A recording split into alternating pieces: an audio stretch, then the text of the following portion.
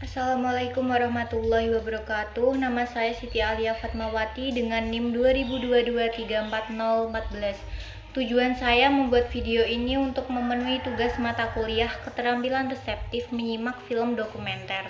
Di sini saya akan menceritakan kembali film yang sudah saya tonton yang berjudul Atas Nama Daun. Film ini disutradarai oleh Mahatma Putra, diproduksi oleh Anatman Pictures.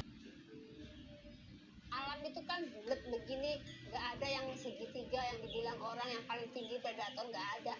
Bulat, ntar predator juga yang makan juga mencoba diurai lagi, dimakan lagi sama tumbuhan, tumbuhan lagi dimakan sama herbivore pangkalan lagi, terus begitu bulat. Jadi kalau dipikir-pikir semua equal kan.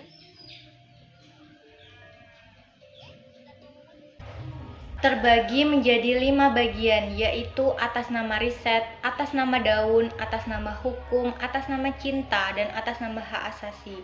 Selain itu, menampilkan latar belakang pelegalan ganja yang sudah terjadi di kota Seattle, Amerika Serikat.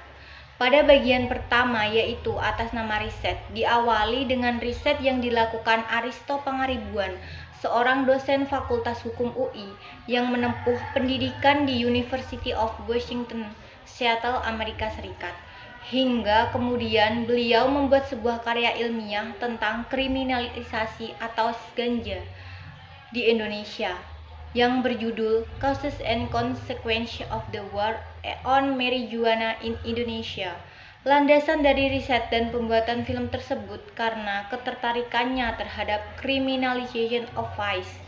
Vice adalah tindakan kriminal atau kejahatan yang tidak universal, tergantung dengan budaya masing-masing di suatu tempat. Contohnya judi, LGBT, pornografi, dan drugs. Pelegalan ganja di Seattle terjadi pada tahun 2012. Bahkan sudah lumrah dijual di berbagai supermarket di sana.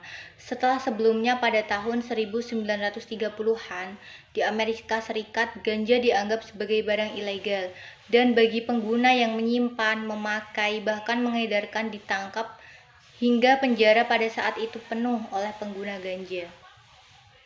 Berbeda dengan Amerika Serikat, hingga saat ini 2022 penangkapan pengguna ganja di Indonesia masih diperlakukan seperti di Amerika tahun 1930-an karena masih termasuk ke dalam narkotika golongan 1 menurut Undang-Undang Narkotika, sementara oknum yang ditangkap berasal dari berbagai kalangan dengan latar belakang pekerjaan yang bervariasi.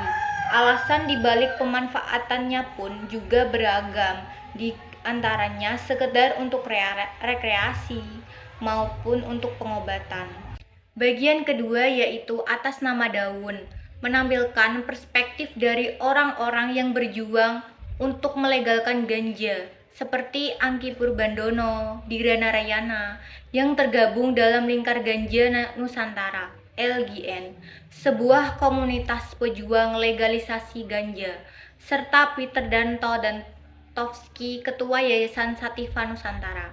Bagian ini diberi nama atas nama daun yang diambil dari salah satu nama karya, Angki Purbandono, sebagai bentuk protesnya atas kriminalisasi ganja di Indonesia. Ketiga yaitu atas nama hukum. Pembicara tersebut sama-sama pernah mengonsumsi ganja. Dua di antaranya pernah dijebloskan ke penjara, yaitu Angki dan Peter, dengan alasan yang berbeda. Angki mengonsumsi ganja untuk rekreasi, sedangkan Peter mengonsumsi ganja supaya ia mampu menahan rasa sakit tangannya yang terkena neuropati kronis, hingga ia 3 kali dijebloskan ke penjara. Film ini juga mengupas ganja dari perspektif penegak hukum, yaitu Badan Narkotika Nasional, Kombes Sulistiandi Ratmoko. Beliau berpendapat bahwa penangkapan terhadap pengguna ganja akan tetap dilakukan selama ganja masih golongan 1, dan yang mestinya dibenahi ialah undang-undang mengenai ganja. Narkotika golongan 1 merupakan obat-obatan yang tidak dapat digunakan dengan alasan apapun, sehingga jika kedapatan memiliki, menyimpan, menguasai akan ditangkap dan akan diberi sanksi karena telah melanggar hukum. Selanjutnya, atas nama cinta, menayangkan wujud kasih usaha dari seorang suami mengobati istrinya yang mengidap penyakit Chiringomelia, yaitu suatu bentuk kelainan sistem saraf otak akibat kista yang tumbuh di tulang belakangnya dan hanya dapat diobati oleh kanabinoid dan hanya dimiliki oleh ganja, sehingga ganja satu-satunya obat yang mampu untuk menyembuhkan istrinya.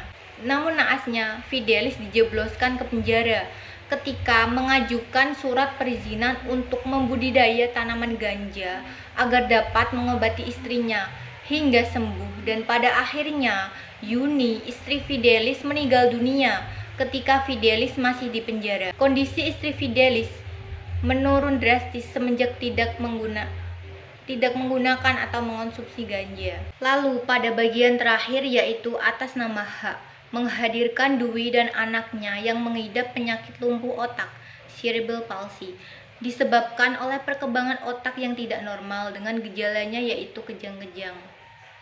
Dengan menggunakan ganja dinilai mampu mengurangi kejang-kejang dari penyakit lumpuh otak ini.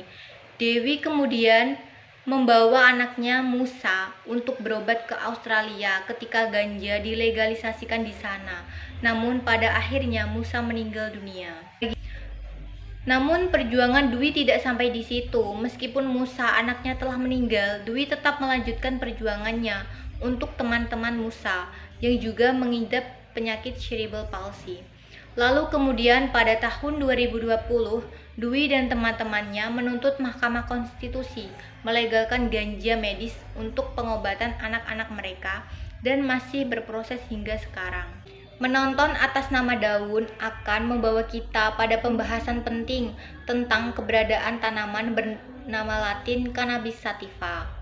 Meskipun terinspirasi dari riset akademis, sebab dan akibat kriminalisasi massa ganja di Indonesia yang ditulis Aristo Pangaribuan, seorang dosen Universitas Indonesia, film dokumenter ini tidak lantas terasa berat ditonton. Dengan kata lain, alur cerita dan narasi yang disuguhkan mudah dicerna oleh awam sekalipun.